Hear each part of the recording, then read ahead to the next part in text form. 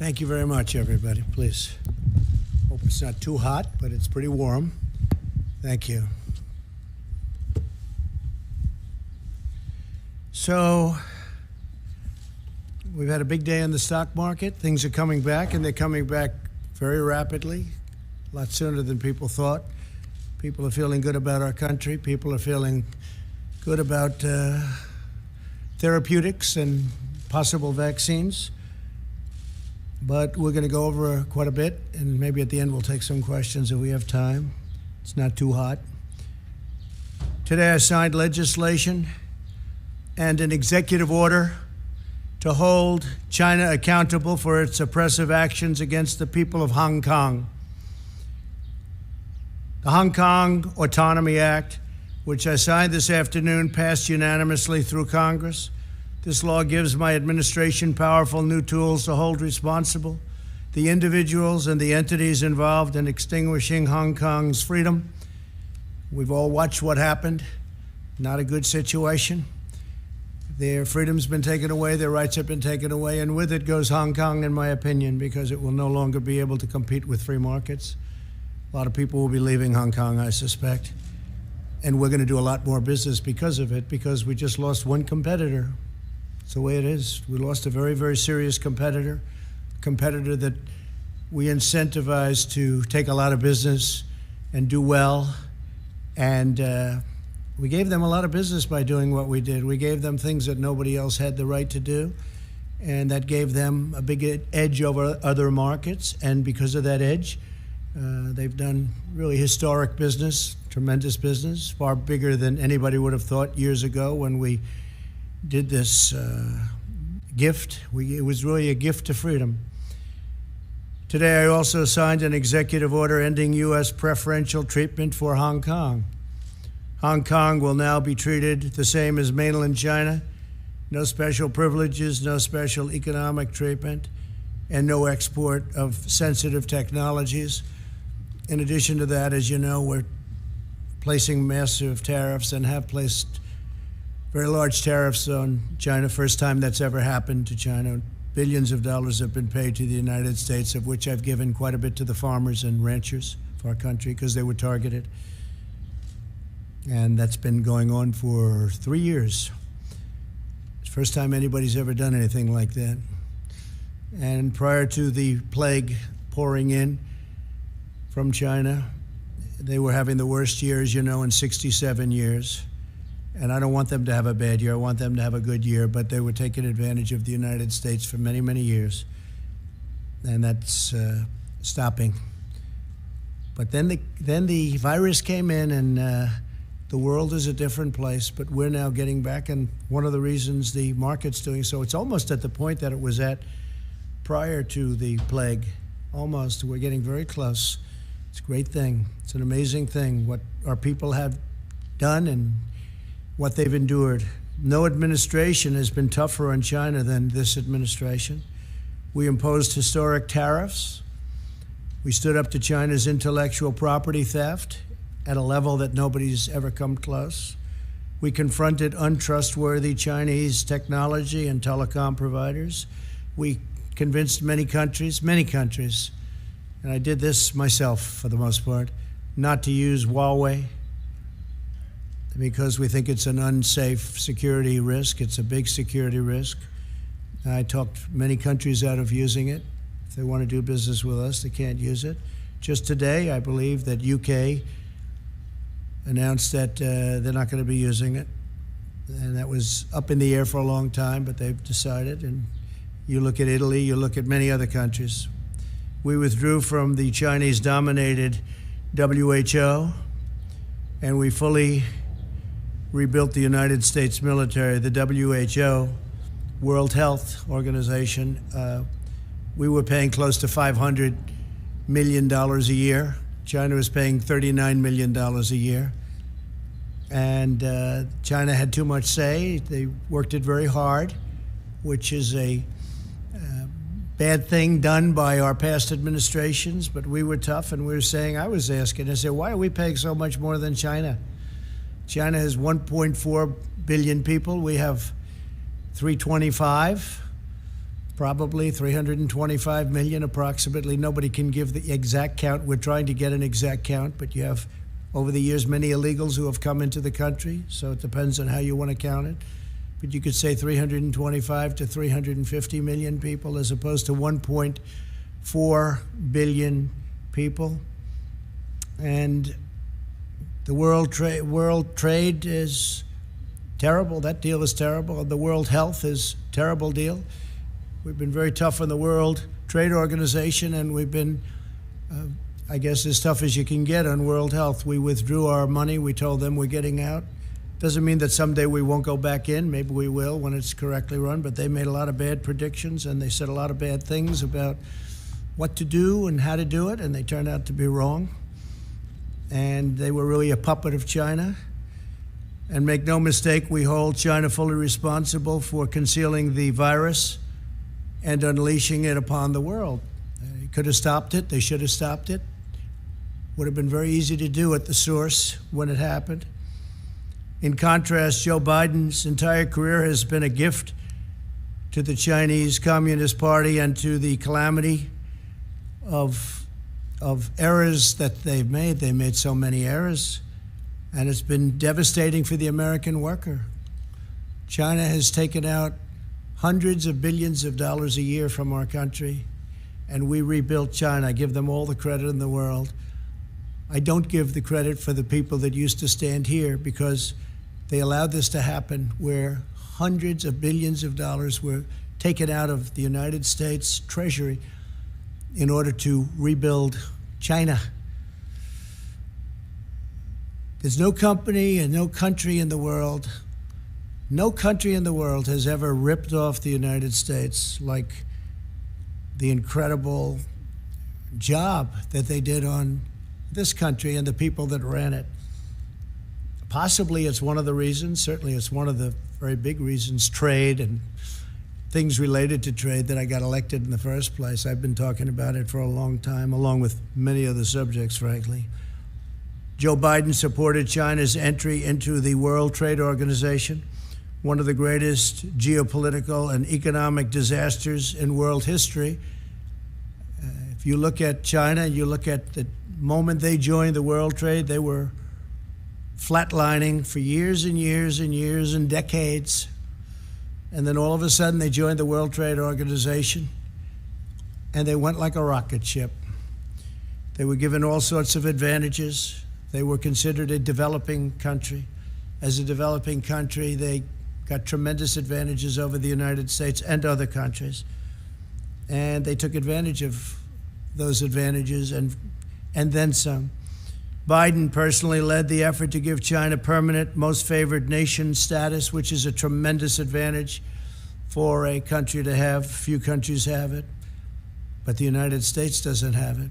Never did, probably never even asked for it, because they didn't know what they were doing. As Vice President, Biden was a leading advocate of the Paris Climate Accord, which was unbelievably expensive to our country, would have crushed American manufacturers while allowing China to pollute the atmosphere with impunity. Yet one more gift from Biden to the Chinese Communist Party. They took all of the advantage away from us. They took everything away. They don't have oil. We would have had to close up tremendous amounts of our energy to qualify eventually, not too far into the future. We would have had to do things that would have been unbelievably destructive to our country, including the possible closing of 25% of our businesses. Think of that. And it was going to cost us hundreds and hundreds of millions of dollars for the privilege of being involved in the Paris Climate Accord. And you just have to look at what took place this year in Paris and France, where money was being sent to countries all over the world, and the people of France didn't want to take it, and they didn't, and they did a lot of rioting. They had their taxes raised. We would have had to raise our taxes, and it was a disaster. I've been given a lot of credit for what I did there. It took a certain amount of courage, I guess, because it sounds so nice, the Paris Climate Accord. but it wasn't good for us at all. America lost nearly 10,000 factories while Joe Biden was vice president. Think of that, 10,000 factories. He wrote something today, and he made a statement today that I wrote down, pretty accurate. So Biden was here for 47 years, 8 years, the last 8 years, not long ago, as vice president, he said, 1 in 5 miles of our highways are still in poor condition. Well, we're doing a good job on highways, but why didn't he fix them 3 years ago? Why didn't he fix them? Tens of thousands of bridges are in disrepair and on the verge of collapse. Well, it's probably not a right number, but we have bridges that should have been fixed. Why didn't he fix them? He was there for 8 years with President Obama. Why didn't they fix them? Tens of thousands of bridges. This is what he wrote. High-speed broadband. We want high-speed broadband. Well, why didn't he get it? 3 years ago is not a long time. And he didn't do any of the things, but now he says he's going to be president, and as president, he's going to do all the things that he didn't do. He never did anything except make very bad decisions, especially on foreign policy. So Joe Biden and President Obama freely allowed China to pillage our factories, plunder our communities, and steal our most precious secrets. And I've stopped it largely, but I've stopped it. And it wasn't easy, because you talk about a certain power of the telephone and the calls, where they would call and say, no, we don't want to do that. And other countries would call on behalf of China, but I did it. I did what has to be done. And you just take a look at what's gone on, and take a look at at the numbers where they devalued their currency in order to pay the tariffs. Now the Democrat Party is calling for defunding of our military. Think of that, defunding. They want to defund our military when China is building a massive military. They're building a massive military, and Biden wants to defund our military. And the world needs American strength right now more than ever, and we've got it. We've got now, soon, as all this equipment comes in, all made in the USA, we've got the newest, most incredible weapons anywhere in the world. We have the best tanks, the best ships, the best missiles, rockets. We have the best of everything. We have the best fighter jets, the F-35, the F-18. All of these assets are being built. Tankers, incredible tankers, bombers. Hope we don't have to use them, but we have the most incredible military. When I came in, the military was totally depleted. It was at a level that was just absolutely incredible. You know the statements. I made the statements before. I told you what generals told me about our military. And I'll make them again. If somebody needs them, we'll give them to you. Very well documented. As vice president, Biden opposed tariffs, and he was standing up for China. He didn't want to do anything to disrupt the relationship with China, even though China was taking us to the cleaners. He opposed my very strict travel ban on Chinese nationals to stop the spread of the China virus. He was totally against it. Xenophobic, he called me. Xenophobic. A month later, he admitted I was right.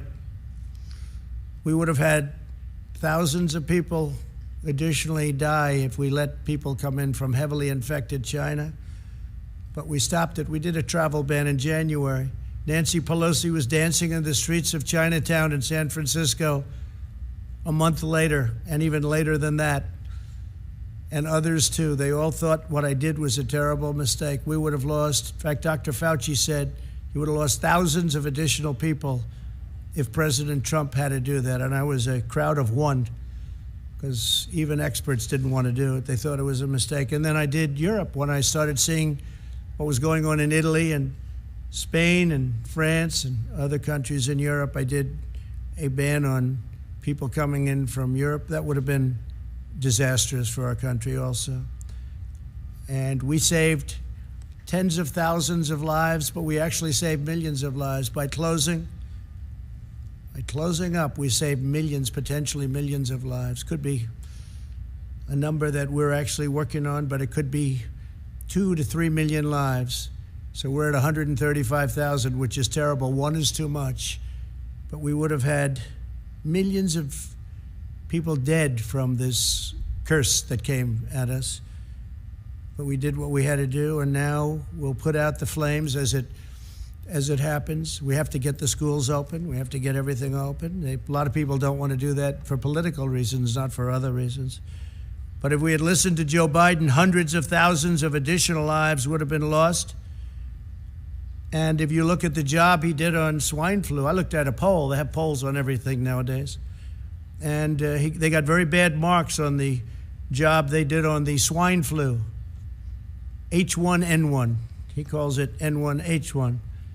H1N1. Got very poor marks from Gallup on the job they did on swine flu. And they stopped very early on testing. They totally stopped it. They just said stop. And frankly, if we didn't test, you wouldn't have all the headlines because we're showing cases. And we have just about the lowest mortality rate. But if we did, think of this, if we didn't do testing, instead of testing over 40 million people, if we did half the testing, we'd have half the cases. If we did another, you cut that in half, we'd have yet again half of that. But the headlines are always testing. Now, the testing is a good thing, but at the same time, it's fodder for the fake news to report cases. So we're doing 40 million plus, going to be very close to 45 million people. And when I turn on the news, I see cases, cases, cases. They don't talk about deaths being cut down to a level that actually tenfold they use. I got that from one of the very respected media outlets, tenfold, cut tenfold deaths, but they don't talk about that. They talk about cases, and the cases are created because of the fact that we do tremendous testing. We have the best testing in the world. We now make ventilators for the world. We had very few ventilators. There wasn't one person in any hospital anywhere in this country that needed a ventilator that didn't get it. And that was because we mobilized to a level, using the Purchasing Act in some cases, we mobilized to a level that nobody thought possible. Nothing's happened like that since World War II. Our task force has done a great job. Mike Pence works so hard, it gets so little credit. Sad to see that, actually. But he works so hard, gets so little credit. The governors would tell us, we'd be on the phone with 50 different governors. They'd all tell us what a great job, great job. And then they'll go to the media and say, well, they didn't do such a good job. Well, we did a great job. We made a lot of governors look fantastic. We did in New York. What we did in New York was one of the most incredible things. 2,800 bed in Javits Center, but the governor used very few of them, unfortunately. Then we moved in our great hospital ship, one of our two great. We moved one also to Los Angeles. And we could have used that for our senior citizens. We could have used it for other people. They could have used it instead of sending our seniors back into nursing homes that were infected, where you lost thousands of people. Thousands of people in New York died because of poor management by the governor. And it's a very sad thing to see, and very sad to watch, and very sad to look at those statistics. But we have an incredible Javits Center that we built with thousands of beds. I think it was 2,800, all ready to go. And they could have sent people there, or they could have sent senior citizens there instead of sending them into the nursing homes. And after all of that work and getting it done, the Army Corps of Engineers, I mean, the job they did was incredible. They built it in a matter of days.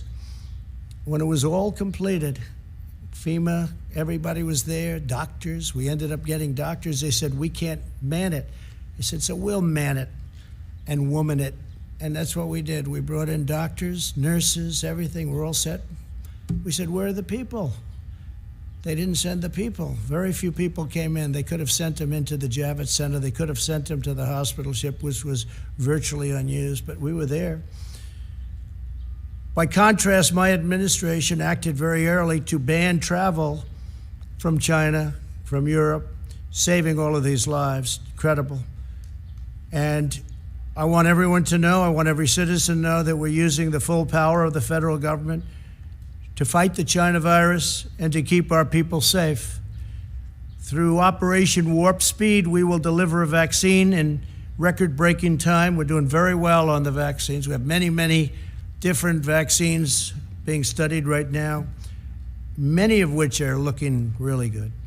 And we're ready to distribute the vaccine when we get it. We're all set, taking a risk, an economic risk of preparing for delivery because we feel very certain it's going to be there. But logistically, we have our military ready to go. We have generals, that's all they do is distribute things, and they're going to be distributing hopefully a vaccine or a therapeutic, and it's coming out really well. And I think you're going to have some good news very, very quickly having to do with the vaccines. We're also working with many other countries on the vaccine. Many countries are working with us. We're unleashing our nation's scientific genius to kill the virus.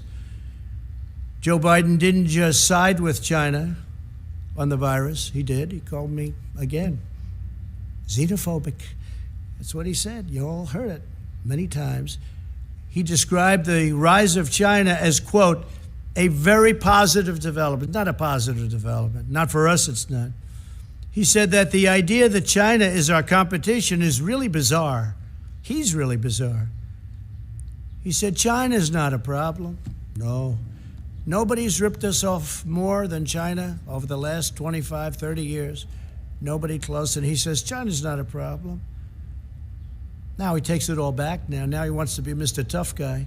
But for years, 47 years, he never came out against China, never said anything bad, just the opposite. His son walked out with $1.5 billion of money to invest where he'll make hundreds of thousands of dollars, maybe millions of dollars a year.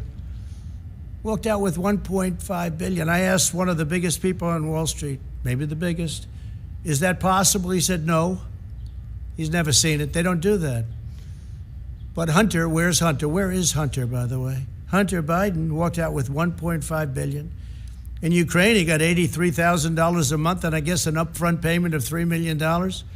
So he went from not having a job to getting $83,000 a month with a lot of money paid up front to work for Burisma. And you all know about Burisma. But nothing happens, nobody cares. And he was unemployed, as you know. He was unfortunately forced to leave the military. He was forced to leave. Didn't have a job, and all of a sudden he's making a fortune. But nobody talks about that. Indeed, Biden expressed more fawning praise about China on an ordinary day than about America.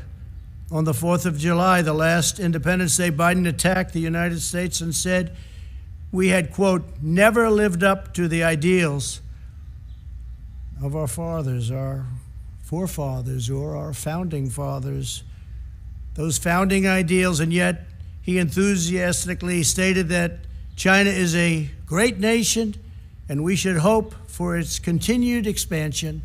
Well, we all wish well to China, but what China's unleashed on the world, it's hard to even fathom. I see people now, friends of mine, they walk up, they want to say hello, and they have to keep their distance, and they're all covered up like you're all covered up with face masks. It's a different world, but we're coming out on top.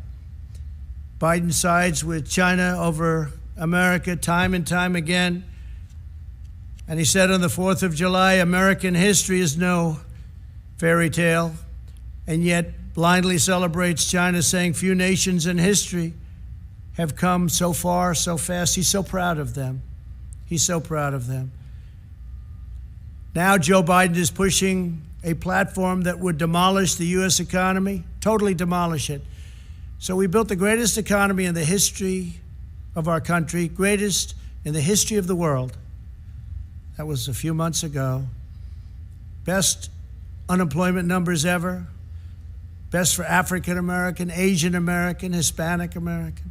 Best for women, best for everybody. Best for young people that didn't have a high school diploma, didn't have a college diploma. They had a diploma, they were really in good shape. We built the greatest ever, stock market highest ever in history. We had 143 days of all-time stock market highs in just less than 3.5 years. And we had to close it down because we did the right thing by doing that. As I said, we saved millions of lives. But China was saying, this is incredible what's going on. China was for the first time respecting the United States. And now they want to do something that's much different, Joe Biden. So I've watched this, and I've watched it with great interest. We're building our economy again.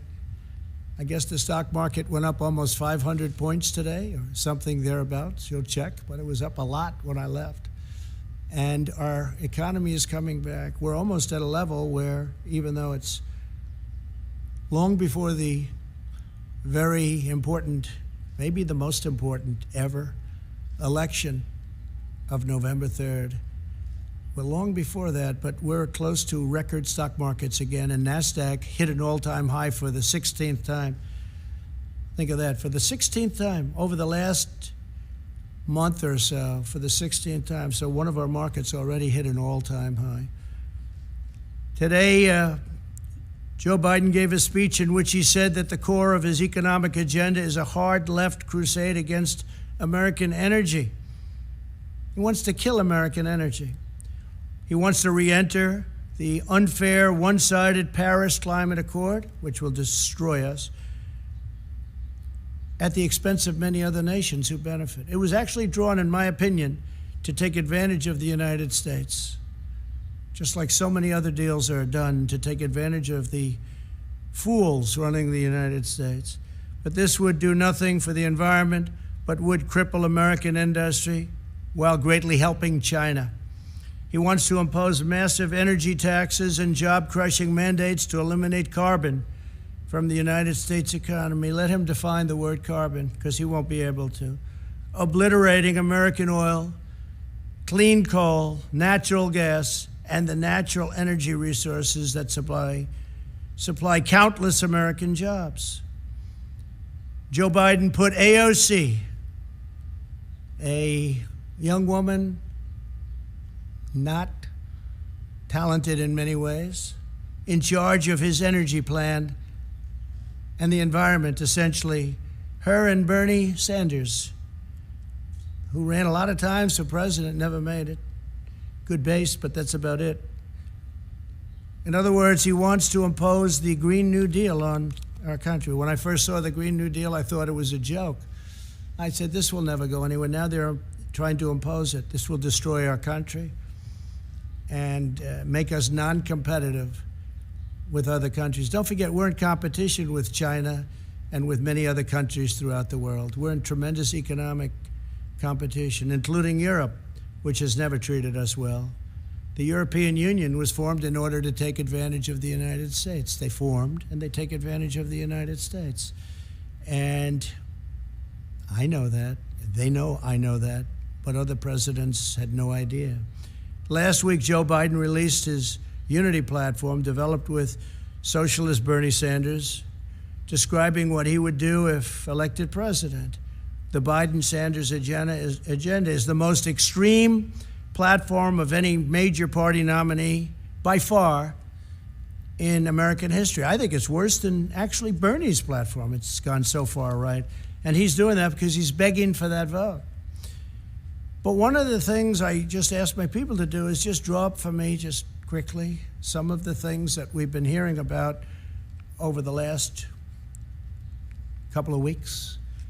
And these are actual key elements of the Biden-Sanders unity platform. Abolish immigration detention. No more detention. You come in here illegally, no more detention.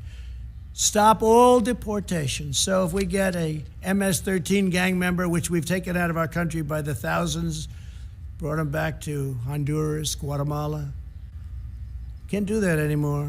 El Salvador, can't do that anymore. Stop all deportations. In other words, we'll take all of these people, many of whom are in prison for rape, murder, lots of other things. And prosecution of illegal border crossers. Oh, okay, they come in illegally and we have to stop the whole process. Support the deadly sanctuary cities where many of these people are protected better than the American citizen is protected. incentivize illegal alien child smuggling. Give it an incentive. Because if you look at what they're saying, that's exactly what they do. Incentivize illegal alien child smuggling. They're incentivized by what this plan calls for. Expand asylum for all new illegal aliens. How about that one? All new illegal aliens. Expand asylum. Cancel all asylum cooperation agreements in the Western Hemisphere. Well, we have agreements with Honduras, Guatemala, with El Salvador. We have great agreements where when Biden and Obama used to bring killers out, they would say, don't bring them back to our country. We don't want them. Well, we have to. We don't want them. They wouldn't take them. Now with us, they take them. Someday I'll tell you why. Someday I'll tell you why. But they take them, and they take them very gladly. They used to bring them out, and they wouldn't even let the airplanes land if they brought them back by airplanes. They wouldn't let the buses into their country. They said, we don't want them. I said, no, but they entered our country illegally, and they're murderers, they're killers in some cases. And they said, nope, we don't want them. They'd turn the bus around, they'd turn the plane around, and they'd land in the United States, and who knows what happened to them. But it wasn't good. Taxpayer-funded lawyers will be given to all illegal aliens. So we're going to pay now for the lawyers' lobby, and we're going to give all illegal aliens taxpayer-funded lawyers. How does that sound? Pretty good? In other words, come in here illegally, we're going to give you free legal advice. We'll take you up to the Supreme Court as much as possible. Abolish immigration enforcement against illegal workers. Think of that. Abolish immigration enforcement. They're going to abolish immigration enforcement.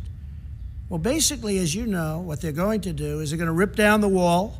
They're taking it down. They want to take down the wall, which we fought hard for. We're up to 259 miles right now of great, powerful wall that's really working, because if you look at the numbers, in addition to the fact that Mexico, for various reasons, has 27,000 soldiers on our southern border to keep people out of our country. And I appreciate it. We had a great meeting last week with the president of Mexico, a great guy, friend of mine, become a friend of mine. A lot of people thought that couldn't happen because we're very opposite in terms of our views, maybe even in terms of our temperament, but he's a great guy and he's a friend of mine, and they've been terrific. Mexico has been terrific. 27,000 soldiers on our border, Mexican soldiers, and we have great, great numbers. We get rid of so many different things. Catch and release is gone. So many different things have taken place. We used to catch them, take their name, and release them into our country. We don't do that anymore. We now release them back where they came from. Sometimes we'll bring them back to their country. Grant work permits for illegal aliens. So if you come in illegally, you get a work permit. People that live here don't get work permits, in many cases. Provide taxpayer subsidies and welfare for illegal aliens and new immigrants. So we want to provide taxpayer subsidies and welfare for people that come into our country illegally, illegal immigrants. They want government health care for all illegal aliens. This is part of their plan. I'm not making this up. This is all down in their plan from last week. And this is good compared to what I heard today. Federal student aid and free community college for illegal aliens. What do you think about that? Federal student aid and free community college. We're going to have every person in the world pouring into our country from all over the world. And by the way, the wall was so timely because it stopped people coming in from heavily infected areas of Mexico. If we had that, we would be in trouble like you wouldn't believe. You wouldn't believe. And remember, cases is different than deaths. And cases we give you because our testing is the best in the world. And by the way, by far the most. 45 million. Find out which country tested 45 million people. If China, if Russia, if India tested 45 million people, or if they did tests like we did, check out how many cases they'd have. But it's still, we've done a great job, get no credit for it, and I don't want the credit. I want the people that have done this great job, the people that have done such an incredible job on building the ventilators. And doing the testing and building a testing platform that's been amazing. We have many platforms. Many companies have come up with different forms of tests. When we started, there was no such thing. Sign new immigrants up for welfare immediately. This is Joe Biden. So they walk off and they come in and they put a foot into our land and we sign up new immigrants up for welfare. We sign them up immediately.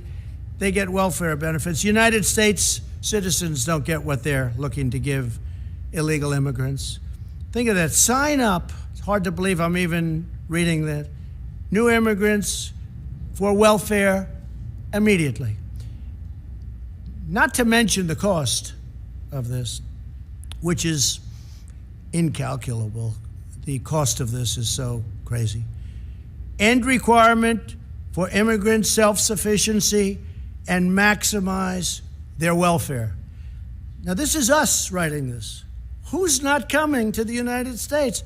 Every person from South America is going to pour in. Every person from other countries, they're going to be pouring in. End requirement, think of that, for immigrant self-sufficiency. And remember to maximize welfare. So we give it a maximum. Then we have massively expand immigration during a global pandemic, taking jobs from unemployed Americans. End all travel bans, including from jihadist regions. So now we have travel bans. A lot of you said I didn't get the travel ban, and you were wrong. We got the travel ban.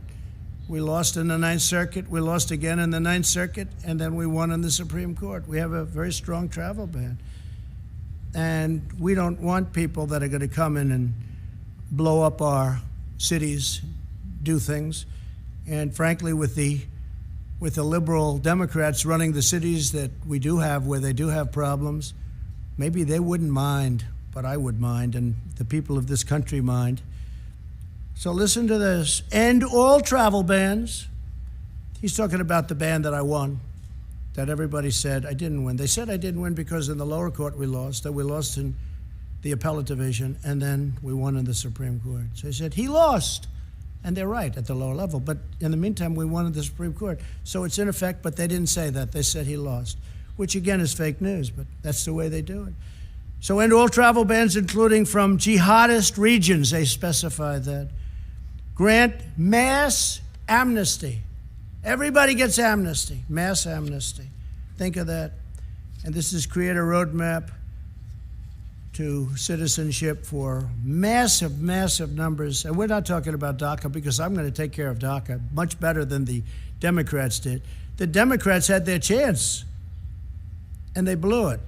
But we're going to take care of DACA because I'm going to be doing, in the not too distant future, pretty soon, I'm going to be signing a new immigration action. Very, very big merit-based immigration action that based on the DACA decision, I'll be able to do. Vastly expand low-skilled immigration to the United States. So they want a lot of people come in with low skills. I like merit.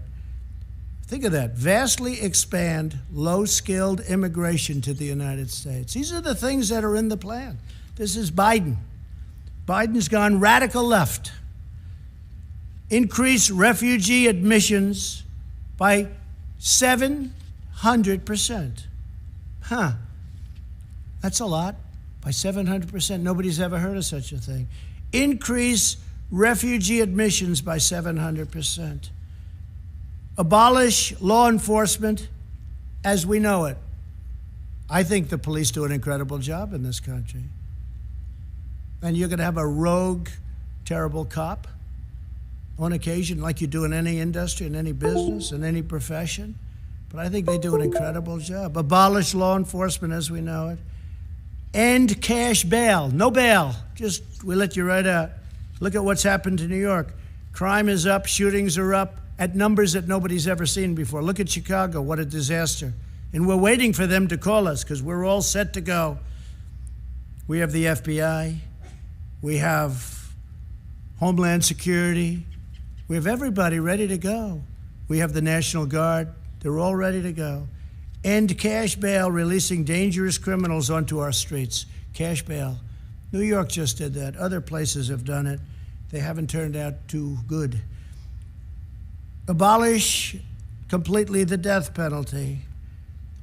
And I know there's a lot of debate on the death penalty, and there has been for a long time, but sometimes you use the death penalty depending on the crime.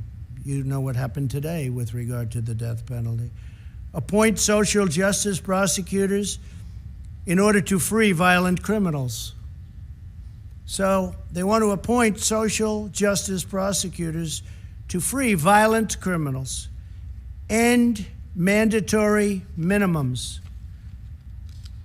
And that's by empowering judges to determine appropriate sentences, by fighting to repeal mandatory minimums at the federal level and give states incentives to repeal their mandatory minimums. We could go on for days. Incentivize prison closure. So they want to close our prisons. They now want to abolish our police departments. They want to abolish our prisons, I guess. Incentivize jail and prison closures as populations decline. Ensure the resources saved are invested directly into those communities. So they want to close them rather than have them for some very bad people that are not going to behave when they get out. You see that in New York. They allowed a lot of criminals out, and those criminals are causing havoc.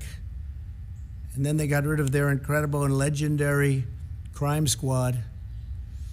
And bad things are happening in New York. Bad things are happening. I love New York. I hate to see what's going on. End solitary confinement. Free federal housing for former inmates. So federal housing now can go to inmates, former inmates. Rejoin Paris Climate Accord and seek an even higher level of restrictions. Oh, I didn't notice that. Oh, I see. So they want to rejoin the Paris Climate Accord, and they want to seek an even higher level of restriction. In other words, make it worse than it was. Mandate net zero carbon emissions for homes, offices, and all new buildings by 2030. That basically means no windows, no nothing. It's very hard to do.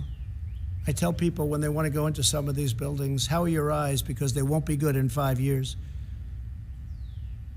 And I hope you don't mind cold office space in the winter and warm office space in the summer, because your air conditioning is not the same as the good old days. Mandate zero carbon emissions from power plants by 2035. Zero. We're talking about zero. Nothing can go in the air. Mandate net zero carbon emissions by 2050. And I believe he's changing that. He's bringing it down. He wants no petroleum product. He wants no oil or gas. I don't think Texas is going to do too well. They're going to get rid of about 7 million jobs if you go by the Biden plan. I don't think that Oklahoma, North Dakota, Pennsylvania, you're going to be too happy with that. And many other states, Ohio. Mandate all 500,000 school buses and all 3 million government vehicles be changed to zero-emission vehicles within 5 years. I've heard of worse than that. Install 500,000 taxpayer-funded charging stations nationwide. Here's a bad one, really bad one. End school choice. There is nothing that the African American community wants more than school choice. And mothers and fathers are going to be very happy to see him be defeated just on that alone. End school choice. So Joe Biden wants to end school choice. End tax credit scholarships serving disadvantaged students in 26 states. Oppose 14 million Americans with education savings accounts. And get rid of school choice, having to do with school choice. Eliminate school choice in Washington, D.C. You know what they've done in Washington. They have some incredible example right here. Example. I know of one example. I think they have a number of them, but one is incredible. Abolish all charter schools. Charter schools are doing great. Ban funding for charter schools in poor neighborhoods. We don't want charter schools in poor neighborhoods. Well, that's not fair. Abolish educational standards. Abolish in the suburbs. You're going to abolish the suburbs with this. Enforce Obama-Biden's radical AFFH. That's the AFFH regulation that threatens to strip localities of federal affordable housing funds unless they change their zoning laws to fit the federal government's demands. So what you have, I mean, I've been watching this for years in Westchester, coming from New York. They want low-income housing built in a neighborhood. Well, I'm ending that rule. I'm taking it out. So I spoke with Ben Carson the other day. We're going to be taking it out. I've watched that whole thing go, and now they want to make it twice as bad in the suburbs. In the suburbs. Mothers aren't happy about that. Fathers aren't happy about that. They worked hard to buy a house, and now they're going to watch the housing values drop like a rock, and that has happened. Drop like a rock. So we're not going to do that. We're going to do the exact opposite. Probably there has never been a time, and this is just a few, it's much worse than that. We did this very quickly. It's probably never been a time when candidates are so different. We want law and order. They don't want law and order. We want strong, closed borders with people able to come in through merit, through a legal process. They don't want to have any borders at all. They're going to rip down the wall. It was hard to get that built, and now it's almost completed. It'll be completed by a little after the end of the year. They want to rip it down, and it's had such an impact. It's incredible. It stops trafficking, human trafficking of women and children, but women mostly. Human trafficking, one of the worst things ever, all at a level that it's never been at because of the internet. You think of it as an ancient statement. You wouldn't think that's possible today, but it's human trafficking of women and children. And they want to let that continue. The wall has stopped it so much because they will go over to a section where there aren't people, not an entry point, and they'll make a left into the United States. They're on their way. They can't do that anymore. We have a 30-foot wall that goes 6 feet into the ground. It stops a lot of the tunneling because they're pretty good at tunnels. But we watch the tunnels, and we have equipment for that.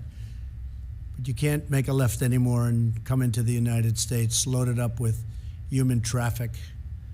So they want to take down the wall. They want to have open borders. Think of open borders today, though, with the pandemic. I mean, the timing is sort of interesting, but with the pandemic. So there's never been a time when two candidates were so different. I mean, I've seen races where it's like the same exact platforms. I'm even talking about essentially Democrat, Republican. There's not that much difference. There's a little difference, but there's not much. You choose one because you like the way they look. You like the way they sound. You like the way they talk. You like something about one and you don't like the other. But there's, there's never been a difference. Here's one of the greatest differences. This is without question the single biggest difference if you want law and order. For instance, I enacted recently when I saw all that was going on with federal monuments. We don't have the right to do states, although we're trying to find it. But with the monuments where they wanted to rip down Andrew Jackson, they wanted to rip down George Washington. They were actually heading over to the Jefferson Memorial, if you can believe that. But this has been going on, and I found an act that we've used, and we have many, many people in jail right now. Many, many people in jail all over the country because they tried to destroy, or in some cases got it down, a federal statue or monument. We haven't had anybody making a move since I enacted this. I signed an executive order a couple of weeks ago, and it says very simply, 10 years in jail. You do it, 10 years in jail.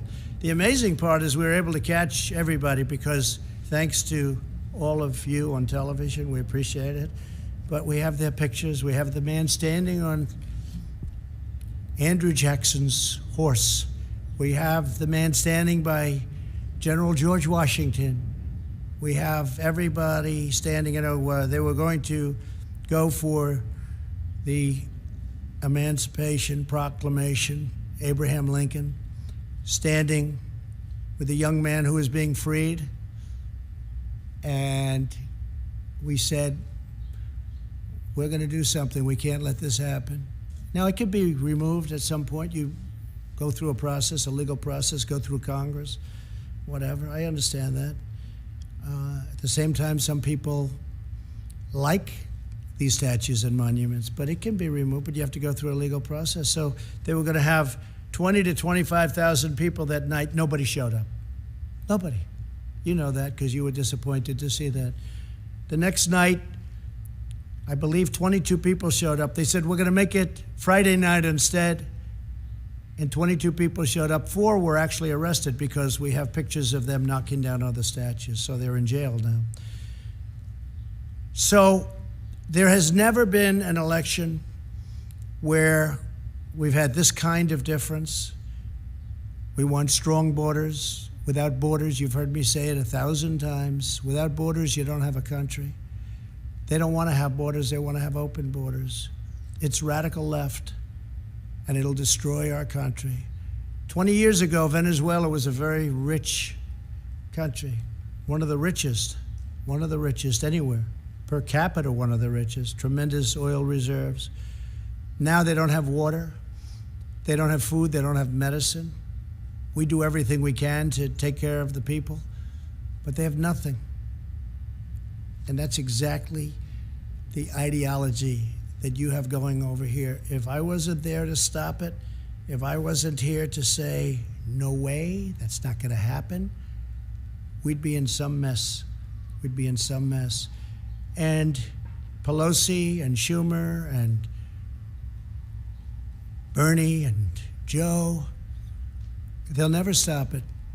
They don't have the power, the strength to stop it. It's beyond them. But we do. So there's never been a time like this where you've had an election of people so different. Okay, a couple of questions. Yeah, please, go ahead. Sir, you just spent the better part of an hour explaining why Americans should choose you and not your opponent. Yesterday you said on Twitter, be careful what you wish for. I guess the question is, do you see yourself as the underdog in this race? Do you see yourself losing in the fall? No, I don't. I think we have really good poll numbers. They're not suppression polls, they're real polls. You look at the intercoastal in Florida, you look at the lakes, you see thousands of boats with Trump signs, American signs. You've got the Trump-Pence sign all over.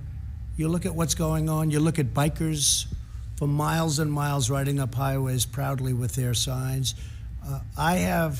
Look, we won a race where it was the same thing, 2016. We had polls that were fake. They turned out to be fake. Not all, a couple of them got it right. 3 of them, to be exact, 3 of them. One of them was unsuspecting, but they got it right. They were very proud of it. But we had in 2016 something even more so, but we got in, and we had 306 to, I guess, 223, which was a tremendous margin of difference. You remember, they all said, he cannot get to 270. I went to Maine a number of times where we just freed up lobster fishing and fishing. They took away 5,000 square miles from Maine. I just opened it up. And I just got rid of tariffs in China. And we're working on European Union, which charge our fishermen tariffs.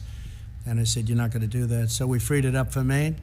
But if you take a look, we went up there recently. There were crowds, thousands of people lined up going over to a factory where we were opening up for. We're making swabs, a beautiful big new factory making swabs. I think that the enthusiasm now is greater and maybe far greater than it was in 2016. I think a lot of people don't want to talk about it. I think they're not going to say, hey, I'm for Trump, I'm for Trump. They don't want to go through the process. And I fully understand that because the process is not fair. The media doesn't treat us fairly. They never have, and perhaps they never will. But maybe they will when we turn this around for a second time, and it's going to happen very quickly. When we turn it around for a second time, maybe they will. I think we're doing very well in the polls, and I think you have a silent majority, the likes of which this country has never seen before. This is a very important election. We've done a great job. We had a turn it off, as I said. Turn it off, and now we've started it again. As you know, they announced 2 weeks ago record job numbers, almost 5 million people. And that beat the last month, which was also a record, 2.8 million people. Nobody's ever done what we've done, and now we're doing it twice. And I think by Election Day, you're going to see some incredible numbers. The third quarter is going to be really good. Fourth quarter is going to be great, but next year is going to be one of the best economic years. So hopefully I'll be able to be the president where we say, look at the great job I did. At this point. I think great. I think we have a great chance. I think we're going to have a lot of people show up. I'm very worried about mail-in voting because I think it's subject to tremendous fraud and being rigged. You see that Paterson, New Jersey, where I believe it was 20% of the vote was fraudulent. It was all sorts of things happened. I understand a mailman was recently indicted someplace for playing games with the mail-in ballots. You'll have tremendous fraud if you do these mail-in ballots. Now, absentee ballots are okay, because absentee ballots, you have to get applications, you have to go through a process. If I'm here and I vote in Florida, you get an absentee ballot, but you have to go through a process. Absentee ballots are great. But mail-in voting, where a governor mails millions of ballots to people all over the state, California, millions and millions of ballots as an example, and then they come back, they don't come back, who got them? Did you forget to send them to a Republican area or a Democrat area, I guess you could say? But if you take a look at all of the unbelievable fraud that's been involved with mail-in voting over the last even short period of but look at Paterson, New Jersey. It was a massive error and a massive miscalculation, and there was incredible fraud. Look at the city council, what's happened to it. This is one place, but you have many places, and they're all over. Yes, please. Thank you, sir. I want to know, when's the last time you spoke with President Xi of China, and do you plan to speak with him in the near future? No, I haven't spoken to him. Well, no, I don't. I have no plan to speak to him. Yeah, And please go. sir, follow-up? Do you want to do a follow-up? Yeah, if you don't mind. Okay, yeah. Is it okay? Yeah, go ahead. Yeah. I just wanted to know, Ruth Bader Ginsburg was hospitalized today with an infection. Wanted to know if you had any reaction to that news. No, I wish her the best. I hope she's better. I didn't hear that, actually. She was just hospitalized? No, that's too bad. No, I wish her the best. Okay. She's actually giving me some good rulings. Okay? So you know that, right? People were surprised. No, I wish her the absolute best. Please. Thank you, Mr. President. So you were mentioning the travel bans, and I wonder, when do you plan to review that? Because the European countries are in the situation is under control, much a better place than the U.S., and there is no ban for other hotspots like Russia and India. So what will be the criteria to change that? And another question. Well, you know, we've banned for Europe, and at some point that'll come off, and we're dealing with them all the time. The relationship's very good. They just don't treat us very well on trade. They have been very unfair to us over many, many decades, and we're doing that. It's very easy to solve. I was all set to solve it, actually, and then we got hit with the plague. But we have a travel ban on various countries, and that travel ban remains until such time as we say it doesn't remain. And We want our country safe. We don't, unlike Biden, we don't want to have criminals pouring into our country. We don't want to have open borders. We're not going to have that. And we want to take care of our police.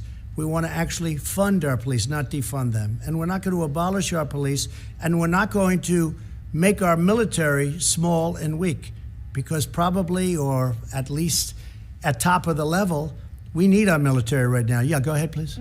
So how do you think that the America First policy can work during a pandemic? Aren't you concerned that this could actually damage the U.S.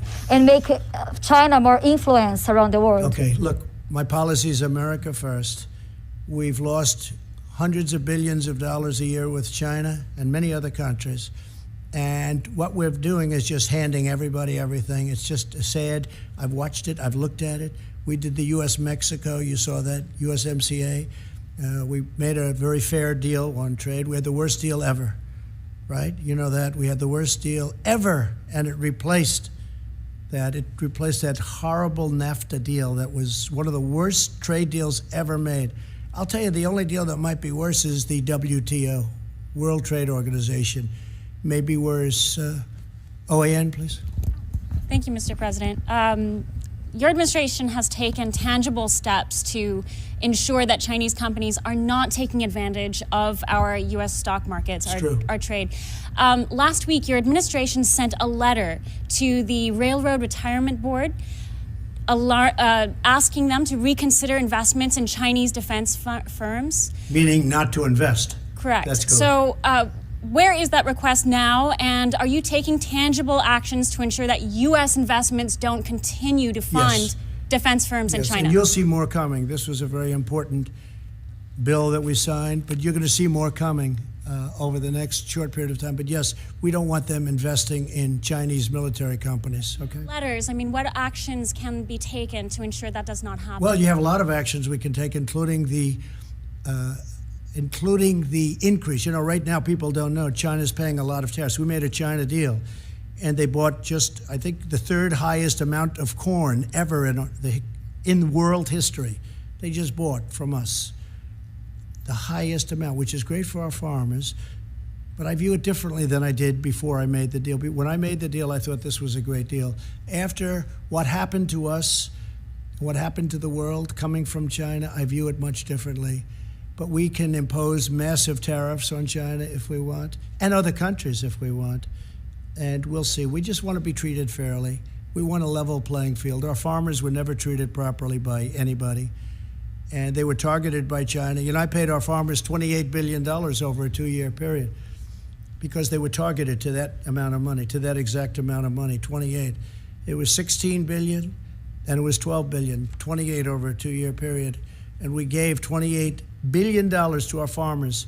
That's why they're all here. And now they're doing very well. Our farmers are doing very well because we made really great trade deals. USMCA just kicked in. The China deal, they're buying a lot. They are buying a lot. We'll say that. They're buying a lot. A lot of people ask, how are they doing on the trade deal? They're buying a lot. So I want to thank everybody, and we'll be having these conferences. Again, we're going to be signing an immigration act very soon. It's going to be based on merit. It's going to be very strong. We're going to work on DACA because we want to make people happy. And I'll tell you, even conservative Republicans want to see something happen with DACA. The Democrats had their chance for 3 years to do something with DACA, and they always turned it down. They always turned it down. They used it as politics. I'm using it to get something done. But we'll be signing a very powerful immigration act.